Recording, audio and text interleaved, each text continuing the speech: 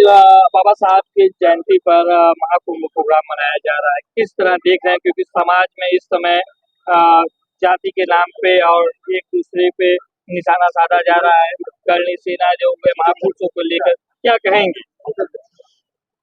देखिए 14 साल की जो भारतीय जनता पक्ष और आरएसएस की जो सरकार है, इन्होंने लोगों की दूरी मिटाने के बजाय धर्म की और जात की राजनीति शुरुआत की है। और इसकी वजह से जो है वो लोग दोबारा ना सिर्फ अपनी जात को खोज रहे हैं, लेकिन अपना जात का इतिहास भी खोज रहे हैं।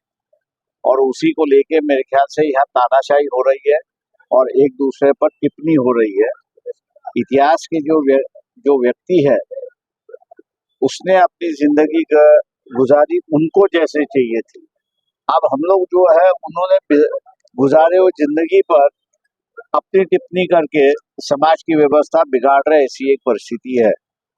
तो इस पे जो है वो सरकार ने अपना खुद का रवैया बदलना चाहिए, धर्म और जात की राजनीति छोड़नी चाहिए और लोगों के विकास की राजनीति की शुरुआत होनी चाहिए, ऐसा मैं मानता हूँ। राणा सांगा का विवाद था। अभी एक नए फिल्म मेकर है अनुराग कश्यप, उन्होंने भी एक आरोप लगाया है कि जो कुछ लोग हैं फूले भाई फिल्म बना रहे थे, उसको लेकर भी उनको सेंसर परेशान कर रहा है। तो क्या देख रहे हैं, अभी भी उन चुनौतियों का सामना करना पड़ा? सवाल ऐसा है कि महात्मा फुले और सावित्रीबाई फुले की जो फिल्म बनी है,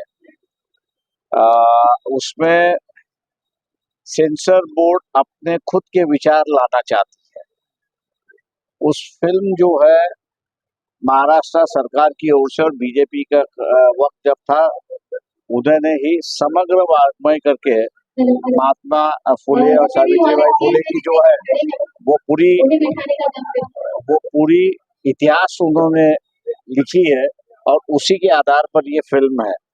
अब सेंसर बोर्ड जो है उसमें 4 चीजों की कट मांग रहा है कि जो किताब में पहले ही लिखी हुई है।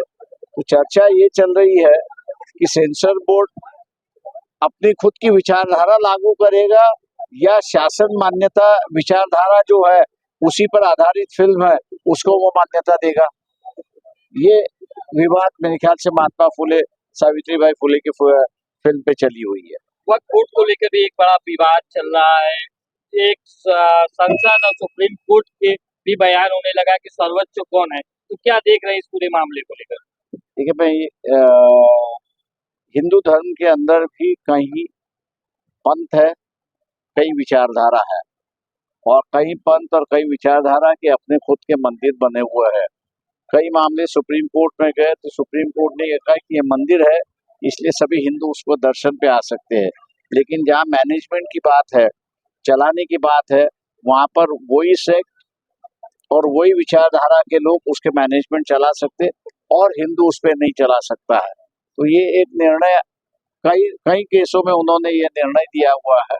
आप वक्फ बोर्ड के अंदर भी उन्होंने गैर मुसलमानों को मेंबर करने की जो बात कही है और पास किया हुआ है, उसके ऊपर से मेरे ख्याल से सुप्रीम कोर्ट ने सरकार से पूछा है और जवाब मांगा है कि आप इसको समर्थन कैसे करते हैं। तो मैं मान के चलता हूँ कि पहले जजमेंट जो है वो स्टैंड होंगे और ये जो वक्फ बोर्ड का जो बिल है खतरे में आएगा, ऐसा मुझे दिखाई दे रहा है। पूरे वक्त जो संशोधन बिल है आप किस तरह देख रहे हैं? क्या वर्तमान जरूरत है? देखिए सवाल ऐसा है कि उसमें धांधली हो रही थी।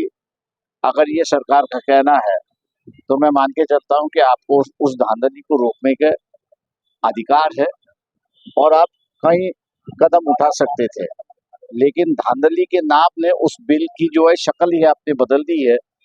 उससे मेरे ख्याल से माहौल जो है वो बिगड़ते जा रहा है, ऐसा दिखाई दे रहा है। जो समय चल रहा है राजनीतिक, बाबा साहब अम्बेडकर को लेकर बहुत ज्यादा राजनीति हो रही। लोग कह रहे हैं कि महान पुरुष कांग्रेस अपना बताना चाह रही, बीजेपी अपना कर रही है। लेकिन एक बयान अमित शाह जी का भी आया कि अम्बेडकर अम्बेडकर अम्बेडकर इतना नाम रखोगे तो आपको स्वर्ग मिल जाए, भगवान का नाम लेते स्वर्ग हो जाता। तो क्या लग रहा है, क्या देख रहे हैं इसको आप? देखिए दोनों भी जो है वो बाबा साहब को मानते नहीं थे, विरोध करते रहे। हालांकि ये जो हिंदू कोड बिल बाबा साहब ने जो बनाया था और कैबिनेट में ले गए थे, तो उसको जलाने वाले हिंदू महासभा, आरएसएस और उनकी राष्ट्रीय पार्टी जनसंघ जो है वही था। बाबा साहब के पुतले उन्होंने ही फूंके थे। तो आप कहाँ से बीजेपी ये कह सकती है कि भी हम उनको मान रहे हैं? या संविधान में भी जो बातें बाबा साहब लाना चाहते थे उसको कांग्रेस ने विरोध किया हुआ है।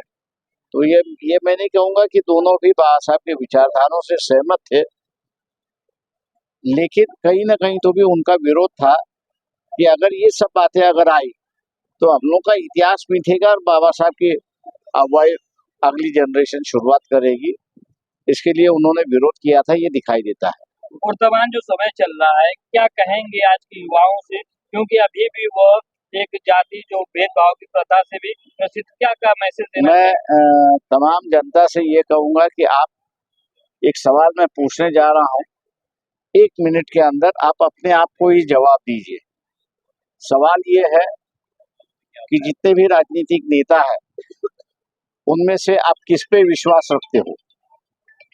अगर जवाब नहीं है तो इसका मतलब ये है कि धर्म और जाति की जो राजनीति चल रही है वो गलत है। आपको इंसानियत की राजनीति जब शुरुआत होगी तब जाके आप किसी न किसी पर विश्वास करोगे। तो ये मैं समझता हूँ कि हर भारतीय लोगों ने इस पर गौर से विचार करना चाहिए कि क्या हमारा शरीर रहेगा लेकिन उस शरीर पर गर्दन नहीं होगी, ऐसी परिस्थिति हम लोग बना रहे क्या? Thank you. चलिए, ठीक है, बस कीजिए क्योंकि